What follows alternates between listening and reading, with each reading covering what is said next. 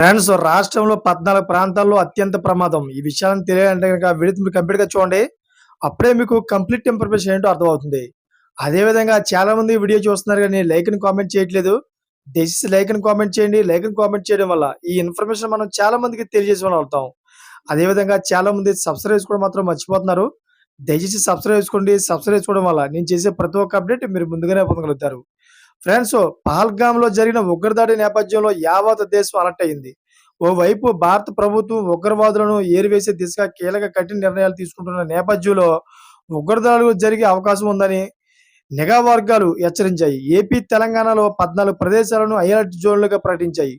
అయితే ఇవి వెంటనే తదుపరి నోటీసు వచ్చే వరకు అమలులోకి వస్తాయి. మెరుగైన భద్రతా చర్యలను నిర్ధారించడానికి ఈ రాత్రి నాటికి ప్రత్యేక ఆక్టోపస్ బృందాలు ఈ ప్రాంతంలో మోహరించారు. సికింద్రాబాద్ రైల్వే స్టేషన్, హైదరాబాద్, అదేవిధంగా రాజీవ్ గాంధీ అంతర్జాతీయ విమానాశ్రయం, Tirumala, Alipiri, Tirupati railway station, Visakhapatnam, Ramakrishna beach, Visakhapatnam railway station, Vijayawada, Kukatpally, Hyderabad, Nampally, Hyderabad, Mahatma Gandhi bus stand, Hyderabad, tank bund, Hyderabad, Jagadamba junction, Visakhapatnam, Pandit Nehru bus station, Vijayawada, MG road, Vijayawada. పౌరులు అవసరమైతే తప్ప ఈ ప్రాంతాలను సందర్శించకుండా ఉండాలని సూచించారు. అయితే ఈ ప్రదేశాలకు ప్రయాణించడం అనివార్యమైతే వ్యక్తులు అప్రమత్తంగా ఉండాలని, ఏదైనా అనుమానాస్పదంగా కనిపిస్తే వెంటనే పోలీసులకు సమాచారం అందించాలని అధికారులు తెలిపారు. చూసారు ఫ్రెండ్స్, లేటెస్ట్ అప్డేట్స్ కోసం ఛానల్ సబ్స్క్రైబ్ చేసుకోండి. Thanks for watching friends.